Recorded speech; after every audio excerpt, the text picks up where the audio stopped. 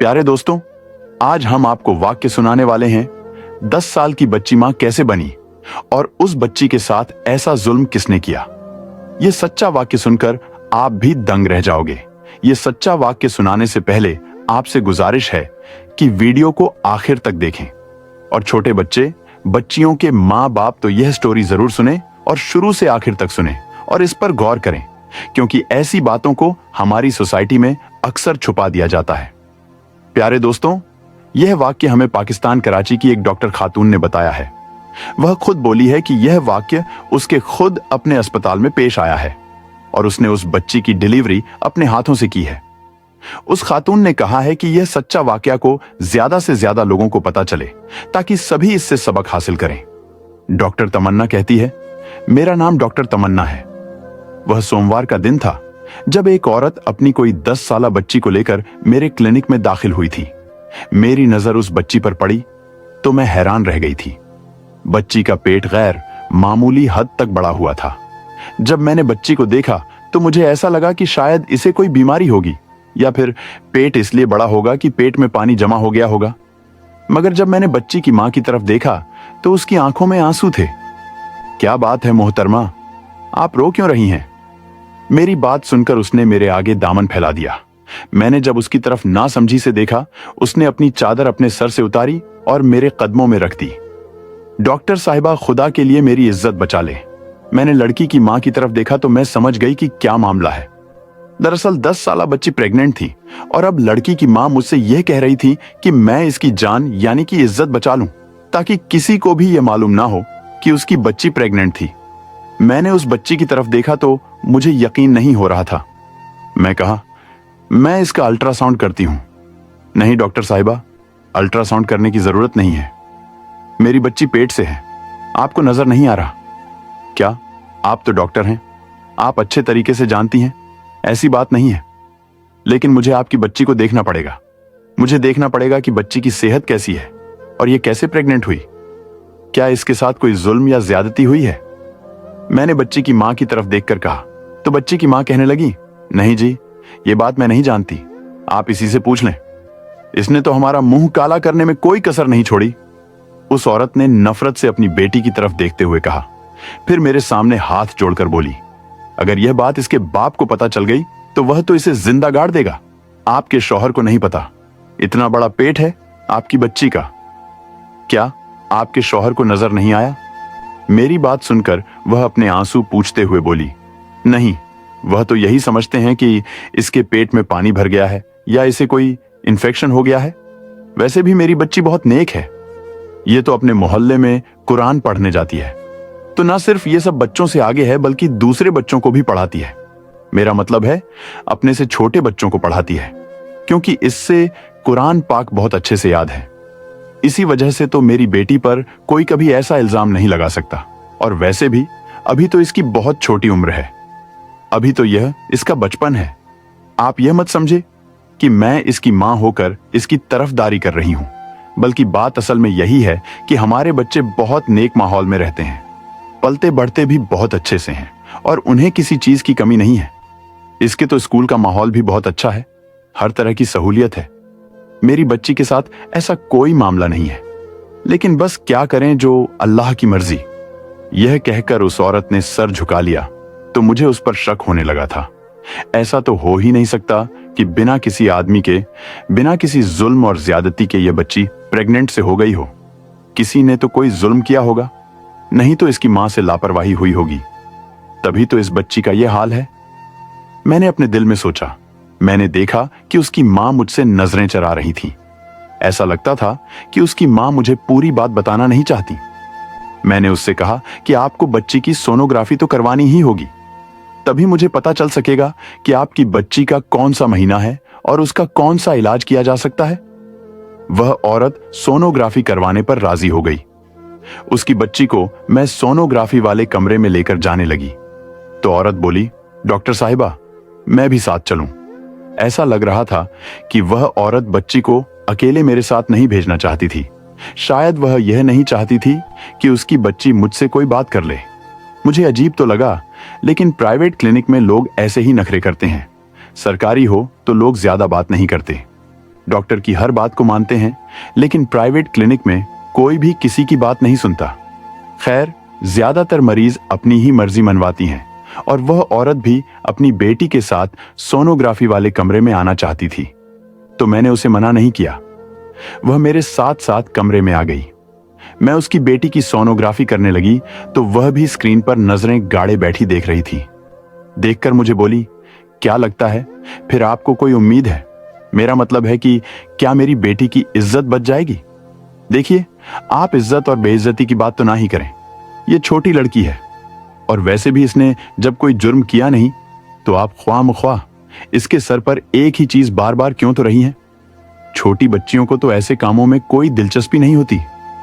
पता नहीं ऐसी यह घटिया हरकत इस बेचारी के साथ किसने की है। आपको अपनी बेटी के आसपास के माहौल की खबर रखना होगी। आपको पता लगाना होगा कि यह किसके साथ मिलती जुलती है, क्या करती है, कहां जाती है, इसके साथ कौन रहता है, वगैरह वगैरह। लेकिन इसके साथ साथ आपको अपनी बेटी का ख्याल भी रखना होगा। सोनोग्राफी रिपोर्ट आते ही आपको पता चल जाएगा कि आपकी बेटी के साथ क्या मामलात हुए हैं। मैंने उस औरत को बता दिया। हालांकि मैं सब कुछ जान चुकी थी। अल्ट्रासाउंड को पढ़ना मेरे लिए कोई मुश्किल बात नहीं थी, पर मैंने आधा घंटा फिर भी सोच विचार करने लगी कि मैं इस औरत को क्या बात कहूं, कैसे कहूं, क्योंकि कोई भी मां अपनी 10 साला बेटी को इस हाल में नहीं देख सकती। यह सच्चाई सुनकर कहीं वह बच्ची को मारना पीटना शुरू कर दे। मैंने उस औरत के साथ बड़े तरीके से बात की। मैंने कहा, देखिए, आपकी बच्ची बहुत नाजुक हालात से गुजर रही है। इस लम्हे पर इसकी जान भी जा सकती है, इसलिए आपको इसकी बहुत ज्यादा केयर करना होगी। अगर आप इसका ख्याल रखेंगी तभी इसकी जिंदगी आसान होगी। वैसे भी आप बच्ची की मां हैं, कोई दुश्मन तो नहीं जो आप इसके साथ बुरा सलूक करेंगी। आपकी बच्ची प्रेग्नेंट है और इसे बच्चे को उठाए हुए 7 आम महीने गुजर चुके हैं। ऐसे में आपकी बच्ची को अगर मैं दवा दूंगी तो फिर हो सकता है कि इसके लिए जिंदगी भर मुश्किलात हो जाए। तो इस मौके पर हम इसके बच्चे को जाया नहीं कर सकते। आप ऐसा करें कि अपनी बच्ची को ले जाएं और इसका ख्याल रखें। बच्चा पैदा होने दें। गैर कानूनी काम करना भी नहीं चाहिए और वैसे इस पर किया भी नहीं जा सकता। एक तो इसकी उम्र बहुत कम है, दूसरा आपकी बच्ची की सूरतें हाल बहुत नाजुक है। इसका ख्याल रखें, इसे घर ले जाएं। मैंने उस औरत को यह बात कहकर मुतमिन तो कर दिया था, मगर वह रोने लगी और बोली कि डॉक्टर साहिबा, आप जो बात कह रही हैं वह बिल्कुल इम्पॉसिबल है। अगर मैं अपनी बच्ची को अपने घर ले भी जाती हूं तो बच्चा पैदा होने से पहले यह जिंदा जमीन में गाड़ दी जाएगी। आप मेरी जगह खुद को रखकर सोचें। बताएं, भला क्या आप ऐसे किसी बच्ची की मां होती और वह ऐसे प्रेग्नेंट हो जाती तो आपका शौहर आपको माफ करता? सारी बातें तो बच्ची की मां पर ही आती हैं। सवाल उसकी तरबियत पर उठते हैं। मैं इस हालत में इसे घर नहीं ले जा सकती। आप कोई ना कोई हल बताएं, वरना तो मेरे लिए अपने बच्ची को छोड़ने के अलावा और कोई चारा नहीं होगा। उस औरत की संग दिल्ली देखकर मैं हैरान रह गई। आप अपनी बच्ची को छोड़कर कहां जाएंगी? आपकी बच्ची का आपके अलावा सहारा ही कौन है? देखिए मैडम, यह बात तो मैं नहीं जानती, लेकिन अगर आपके पास कोई हल है तो बता दें, क्योंकि यह बच्ची या तो मौत के मुंह में जाएगी या फिर आप इसका कोई इलाज कर दो। यह बात कहकर बच्ची की मां रोने लगी। तब मैंने बच्ची की मां को एक पेशकश की। मैंने उस औरत से एक बात कही कि अगर तुम अपनी बच्ची को मेरे क्लिनिक पर ही रहने दो, बच्चा पैदा होने तक उसे घर ना लेकर जाओ, तो क्या यह मुमकिन है? उसने झट से कहा, हां, ऐसा तो मुमकिन है। मैं अपने शौहर से कह दूंगी कि मैंने अपनी बेटी को अपनी बहन के घर भेजा है। बहनें तो साझी होती हैं, वह मेरा साथ जरूर देगी। उसे भी पता है कि मेरी बच्ची के साथ क्या मामला है। आप बताएं, आप इस काम के कितने पैसे लेंगी? वह औरत बीमार भी थी और साथ में मजबूर भी। अपनी बेटी के लिए बहुत परेशान हो रही थी। मैंने उसे तसल्ली दी और कहा, मुझे आपसे कोई पैसे नहीं चाहिए। मैं तो बस इस बच्ची पर तस खाकर आपको यह बात कह रही हूं। वैसे भी मेरे क्लिनिक में रात के वक्त कोई नहीं होता, मैं ही होती हूं, तो मैं इसका ख्याल रखूंगी और बाकी का वक्त मैं इसे अपने घर लेकर जाऊंगी। आपको अगर मुझ पर भरोसा है तो फिर इसे यहीं पर छोड़कर जाइए। उस बच्ची की मां को और क्या चाहिए था? वह तो पहले ही परेशान थी। कहने लगी कि ठीक है, मैं इसे यहीं छोड़ जाऊंगी। उसके जाने के बाद मैंने बच्ची से पूछा, बेटा, क्या तुम स्कूल जाती हो? उसने मुझे सारी बातें बता दी। मेरा शक था कि शायद स्कूल में या वैन वाले ने उसके साथ कुछ ऐसी हरकत की हो जिसके नतीजे में ऐसा हो गया हो, मगर ऐसा बिल्कुल भी नहीं था। बच्ची ने मुझे ऐसी कोई मालूमात नहीं बताई, हालांकि वह डरी हुई भी नहीं थी। लगता था कि बच्ची के इल्म में यह बात है ही नहीं कि उसके साथ हुआ क्या, कब हुआ, कैसे हुआ। वह मुझसे अपने पेट पर हाथ रखकर मासूमियत से पूछने लगी, डॉक्टर साहिबा, क्या मेरे बच्चे होंगे? मैं अम्मा बन जाऊंगी? हाँ बेटा, तुम अम्मा तो बन जाओगी, लेकिन इसके लिए तुम्हें बहुत एहतियात करने की जरूरत है। साथ ही मैंने उसे उछल कूद करने से मना कर दिया। कहा कि अब तुम्हें बस अपना ख्याल रखना होगा, आराम वगैरह करना होगा। अपने लिए दुआ करो और याद करने की कोशिश करो कि अगर किसी ने कभी तुम्हारे साथ कोई गैर मामूली रवैया रखा हो तो मुझे सच सच बता दो। उसने तो नासमझी में सर हिला दिया। बोली कि ऐसा आज तक कभी भी नहीं हुआ। मुझे किसी ने कुछ नहीं कहा। मैं उसकी बातों को समझ तो रही थी, मगर यकीन नहीं आ रहा था। बच्ची की मां अगले दिन आई। उसके पास हलवा और बहुत सारी ऐसी खुश्क चीजें थीं जो कि उसने बच्ची के लिए दी। मैंने बच्ची की मां से वह सब कुछ ले लिया और क्लिनिक में ही रख दिया। बच्ची की मां ने यह भी कहा कि वह उसे अक्सर औकात मिलने आती रहेगी। बच्ची अपनी मां को याद तो करती थी, मगर साथ ही साथ परेशान भी होती थी कि आखिर उसके साथ यह सब क्या हो रहा है। खैर, मैंने उसे क्लिनिक में ही रख लिया। उसके दिन अब करीब आ रहे थे। मुझे परेशानी भी थी कि कहीं इस बच्ची का केस कोई गैर मामूली सूरत हाल इख्तियार न कर ले, क्योंकि मैंने तो उसकी मां से कह रखा था कि उसे परेशानी की जरूरत नहीं है। उसकी बच्ची का केस मेरे हाथ में है तो मैं उसे बर्बाद नहीं होने दूंगी, ना ही उसके मुस्तकबिल पर कोई फर्क पड़ेगा। खैर, विलादत के उसने 2 खूबसूरत बच्चों को जन्म दिया। बच्चे गोल मटोल, प्यारे और सेहतमंद थे। मैंने उन बच्चों को देखा। मेरी तो हैरत की इंतहा ना रही। वह दोनों जुड़वा बच्चे थे। आज तक मैंने ऐसा होते नहीं देखा था। उस बच्ची की सेहत बहुत खराब थी। मैं उसे अस्पताल से सीधा घर ले गई। अब वह बड़ी बड़ी औरत मालूम हो रही थी। मुझे उसकी हालत पर दुख भी हो रहा था। मैंने उससे दोबारा पूछने की कोशिश की, लेकिन उस बच्ची को तो कुछ मालूम ही ना था। बहरहाल, वह बच्चे तो उसी के थे। मैंने सख्ती से मना कर दिया कि घर में यह बात किसी को ना बताए। बच्ची की मां को भी मैंने सारी हकीकत बता दी कि 2 बच्चे जो पैदा हुए, वह बच्चे मैंने किसी बे औलाद जोड़े को दे दिए। आपको उनके बारे में फिक्रमंद होने की जरूरत नहीं है। बच्ची की मां अपनी तरफ से बेफिक्र हो गई। उसने मुझे हजारों रुपए दे दिए और बोली, आपका बहुत शुक्रिया, आपने इस मुश्किल वक्त में मेरा साथ दिया। मैंने अपने शौहर से कह दिया था कि मैं अपनी बच्ची को खाला के घर छोड़ आई हूं। वह मुतमिन हो गया था। वैसे भी वह अपने बच्चों की ज्यादा खबर नहीं रखता, लेकिन अगर उसे पता चल जाता तो पता नहीं क्या करता, क्या होता। यह कहकर वह अपनी बच्ची को लेकर चली गई। मेरे ख्याल में तो अब वह मुतमिन थी और उसकी फिक्र भी खत्म हो गई थी, मगर मुझे उसकी बेटी बार बार याद आ रही थी। ऐसा लगता था जैसे वह मुझे कुछ बताना चाहती थी, मगर मार परेशानी के कुछ बता नहीं पाई। मैंने उससे मजीद कुछ नहीं कहा। बच्ची के जाने के बाद मेरे कमरे में मौजूद नर्स ने मुझसे एक अजीब बात कही। बोली कि आपको नहीं लगता कि बच्ची की मां का रवैया कुछ अजीब था? मुझे लग तो ऐसा रहा था, मगर मैंने सर झटक दिया। मैं फालतू की बातों में नहीं पड़ना चाहती थी। वैसे भी मैंने यह केस अपने जहन से भुला दिया था। मेरे तो वहम और गुमान में भी नहीं था कि इस बच्ची को दोबारा मेरे पास आना पड़ेगा और मुझे दोबारा से उस बच्ची को देखना पड़ेगा। मेरे ख्याल में यह सबसे बड़ी मुसीबत थी जो उन लोगों पर आई थी। मुझे इस बात का मुकम्मल यकीन था कि अब वह मां अपनी बेटी का खास ख्याल रखेगी और उसे बाहर आने जाने नहीं देगी। न सिर्फ यह कि उसकी हर हरकत पर नजर रखेगी, बल्कि उसके मिलने जुलने वालों पर भी ध्यान रखेगी। मैंने तो यही सोचा था कि यह आखिरी और पहला वाकया होगा जो इस बच्ची की जिंदगी में आएगा, मगर फिर वह हुआ जो मैंने सोचा भी नहीं था। तकरीबन कोई 7-8 महीने गुजरे थे कि वह बच्ची दोबारा मेरे क्लिनिक में दाखिल हुई। इस बार उसकी मां भी साथ थी और बच्ची ने बड़ा सा दुपट्टा ओढ़ रखा था। बच्ची का कद काफी बढ़ चुका था।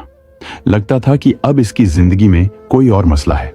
मैं समझी कि शायद कोई दूसरा मसला है जिसके लिए वह मेरे पास बात करने के लिए आई है, मगर उसने तो आते ही मेरे सर पर हैरतों के पहाड़ गिरा दिए। मैंने पूछा कि क्यों आना हुआ। कहने लगी कि मेरी बच्ची को दोबारा से वही अलामत जाहिर हो रही है। मैंने पूछा, कैसी अलामत? तो लड़की की मां रोने लगी। उसके आंसू देखकर मैं समझ चुकी थी कि मामला फिर से गड़बड़ है। उसके साथ दोबारा वही सब कुछ हो चुका है जिसके लिए पहले वह मेरे पास आई थी। मुझे यकीन नहीं आ रहा था कि एक छोटी सी बच्ची इतनी सी उम्र में ऐसे हादसात से कैसे बार बार गुजर रही है, और दूसरी तरफ उसकी मां को तो उसके बारे में कोई खबर ही नहीं और ना ही लड़की को पता है। मैंने कहा, अब यह सब कैसे हो गया? तुमने तो कहा था कि तुम्हारी बच्ची के इर्द गिर्द में कोई ऐसा इंसान नहीं जो यह हरकत कर सके, तो फिर यह सब क्या है? लड़की की मां रोते हुए बोली, डॉक्टर तमन्ना, मुझे तो खुद इस बारे में नहीं पता। मेरी तो टांगें कांप रही हैं उस वक्त से जब से मैंने अपनी बच्ची के बारे में ऐसा महसूस किया। आप कम से कम इसका टेस्ट करके पता तो लगाएं कि जो कुछ मैं सोच रही हूं वह सही है या गलत है, क्योंकि अभी तक मैंने इसका कहीं और टेस्ट नहीं करवाया। आप चूंकि मेरे हालात से पहले भी वाकिफ हैं, इसलिए मैं सीधी आपके पास आई हूं। आप खुदा के लिए चेक करके बता दें कि जो कुछ मैं सोच रही हूं वो सही है या गलत है। अल्लाह करे यह सब जो मैं सोचती हूं झूठ निकले, वरना तो मैं जीते जी मर जाऊंगी। अब तो इसके बाप से क्या बहाना करूंगी? अब तो मेरी जिंदगी में वह तूफान आएगा कि मेरी जिंदगी हमेशा के लिए तबाह हो जाएगी। मैंने उसे तसल्ली दी, कहा कि आप ख्वाह मां ख्वाह शक ना करें, पहले मुझे आपकी बच्ची को चेक तो करने दें। जब तक टेस्ट की रिपोर्ट नहीं आती तब तक आप कोई अंदाजा कायम मत करें। मगर मैं जब उसे अल्ट्रासाउंड वाले कमरे में लेकर गई तो अल्ट्रासाउंड की स्क्रीन पर नजर पड़ते ही मेरे तो कदमों तले से जमीन निकल गई। मेरी आंखें फटी की फटी रह गईं। मैं ऐसा सोच भी नहीं सकती थी कि दोबारा से वही सब कुछ हो जाएगा। मैंने लड़की की मां को भी सच सच बता दिया। कहने लगी कि ऐसा मत कह दे कि यह झूठ है, सच कहती हूं। कुरान पर हाथ रखकर कसम खाने को तैयार हूं कि मेरी बातें हैं वह बिल्कुल सही है। मैं अपनी बेटी के बारे में किसी मुजरिम को नहीं जानती। आप शायद मुझ पर ही शक कर रही होगी और सोच रही होगी कि यह कैसी मां है जो अपनी बेटी के बारे में इतनी सी बात भी नहीं जानती। लेकिन कसम खाकर कहती हूं, मुझे वाकई नहीं पता कि यह सब कुछ कैसे हुआ। मैंने कहा, अब परेशान होने की जरूरत नहीं है, क्योंकि दवाइयों के इस्तेमाल से मामला ठीक हो जाएगा। आपको वह परेशानी तो नहीं होगी जो इससे पहले हुई, मगर बार बार ऐसा होने से आपकी बच्ची की सेहत गिर जाएगी। बहुत कम उम्र में ऐसे मामलात बच्ची के लिए बहुत खतरनाक होते हैं। आपको भी पता है कि इसकी सेहत कैसी है। एक तो उम्र कम है, दूसरा कमजोर और मरियल सी है। आपको इसका ख्याल रखना होगा। मेरी बात सुनकर उसकी मां ने कहा, बिल्कुल ख्याल तो मैं रखूंगी, आप बस दवाइयां दे दें, मगर मुझे बता दें कि मेरी बच्ची का मुजरिम कौन है। वह औरत मेरे क्लिनिक में बैठी रोने लगी। मैंने कहा, इस बात की तो मुझे भी समझ नहीं। मैंने तो कई बार आपकी बच्ची से नफ्स हरबे आजमाकर यह पूछने की कोशिश की कि क्या उसकी नजर में कोई मुजरिम है, तो उसने मुझे साफ मना कर दिया। वह बच्ची बोली कि आज तक ऐसा नहीं हुआ, ना ही मुझे कोई ऐसा शख्स नजर आता है जिसने मेरी तरफ बुरी नजर से देखा हो, मुझे हाथ लगाने की कोशिश की हो। बस जो कुछ भी होता है वह अचानक होता है। मैं इस मामले में कुछ नहीं जानती। बच्ची की बात सुनकर मैं भी हैरान थी। मैंने सोचा था कि शायद यह आखिरी बार होगी, अब इस बच्ची के साथ कोई ऐसा मामला नहीं होगा। लेकिन उस मामले को अभी तकरीबन कुछ दिन ही गुजरे थे, यानी 2 से 3 महीने ही हुए होंगे कि वह औरत फिर अपनी बच्ची को लेकर मेरे क्लिनिक में आ गई। इस बार तो उसे देखकर मुझे गुस्सा आ गया। मुझे लगा कि जानबूझकर यह लोग नाटक कर रहे हैं, क्योंकि ऐसा तो हो ही नहीं सकता कि कोई बच्ची प्रेग्नेंट हो जाए और उसकी मां को, और ना ही उस बच्ची को खुद को भी पता ना हो। इस बार मैंने अल्ट्रासाउंड करने की भी जहमत नहीं की, बस दवाइयां लिखकर दे दी। मगर बच्ची की मां बहुत परेशान थी। आंखों से बहते आंसू और साथ ही हाथ कांप रहे थे। बोली कि मैं कहां जाऊंगी, अगर दोबारा मेरी बच्ची के साथ यही कुछ हो गया तो मैं क्या करूंगी। मैंने कहा, मोहतरमा, आज के जमाने में इतना बेवकूफ तो कोई भी नहीं है जितना आप मुझे समझ रही हैं। आपकी बच्ची के साथ जो भी हो रहा है इसका मुजरिम आपके घर में ही मौजूद होगा, या तो आपने दूसरी शादी कर रखी है, आपका शौहर इस बच्ची का सौतेला बाप है, या तो फिर कोई और मामला है जो आप मुझे बता नहीं रही। अगर ऐसा नहीं है तो फिर आप अपनी बच्ची की हिफाजत करें, इसे हर वक्त अपने साथ रखें।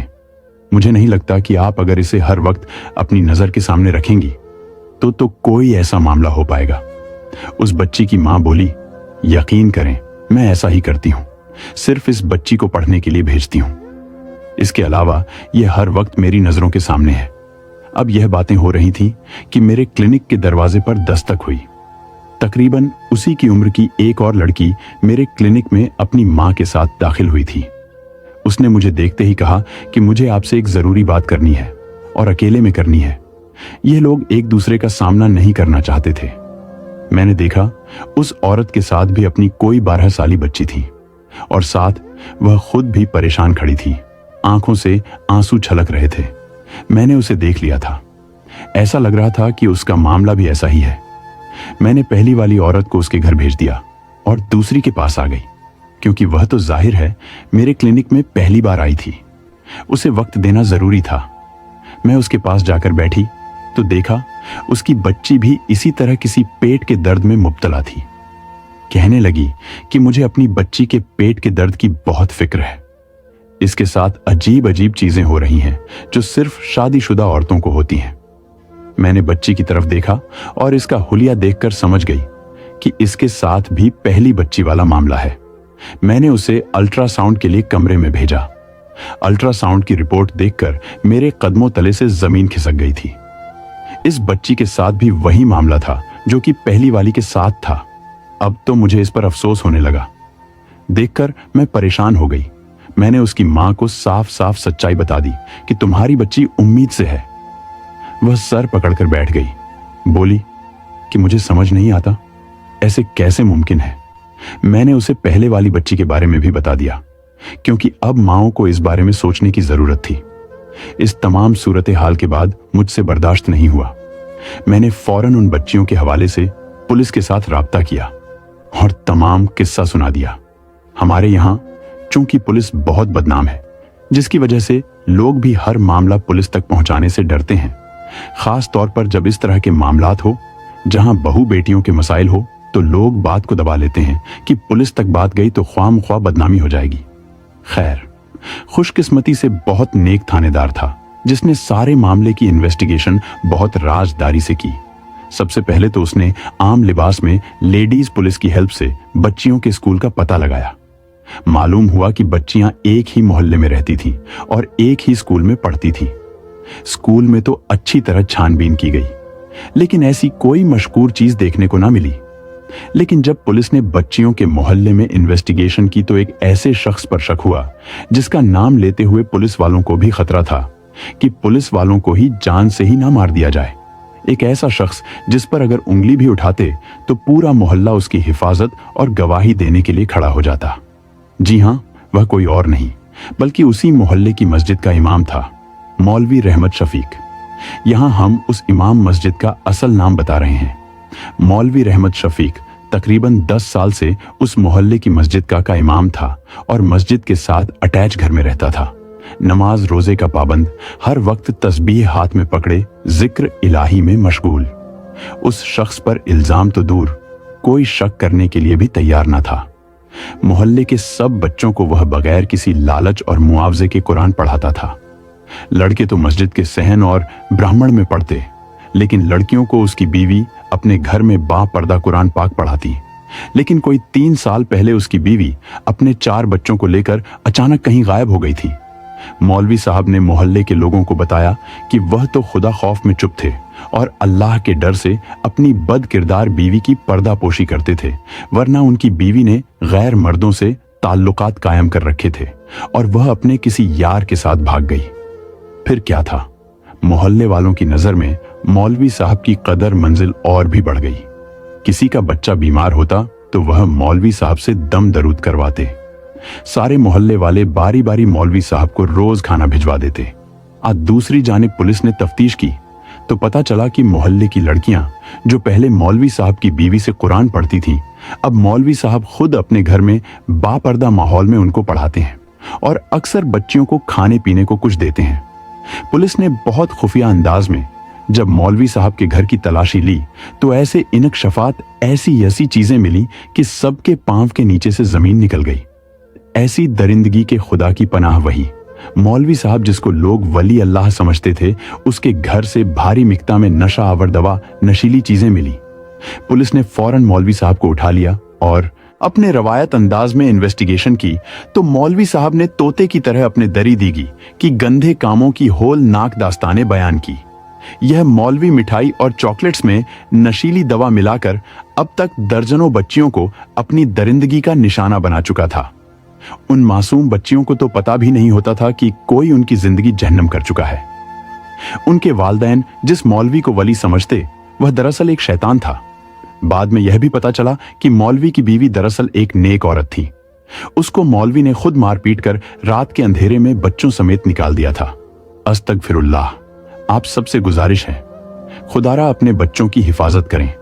अक्सर जिन लोगों पर हम सबसे ज्यादा भरोसा करते हैं वही हमें सबसे ज्यादा नुकसान पहुंचाते हैं, और अपने बच्चों के मामले में तो कभी भी किसी पर एतबार न करें। अल्लाह हमें और हमारे बच्चों को ऐसे दरिंदों से हमेशा बचा कर रखें। आमीन। उम्मीद है आज की स्टोरी आपको पसंद आई होगी। तो अगर स्टोरी पसंद आए तो please like, subscribe and press the bell icon, because आपकी सपोर्ट से हमें मजीद मेहनत करने का हौसला मिलता है। अपना ख्याल रखिए, अपने घर वालों का और खास तौर पर बच्चों का। तो बहुत ख्याल रखिए। मिलते हैं एक नई वीडियो में ऐसी ही एक चौंका देने वाली दास्तान के साथ। तब तक के लिए अल्लाह हाफिज।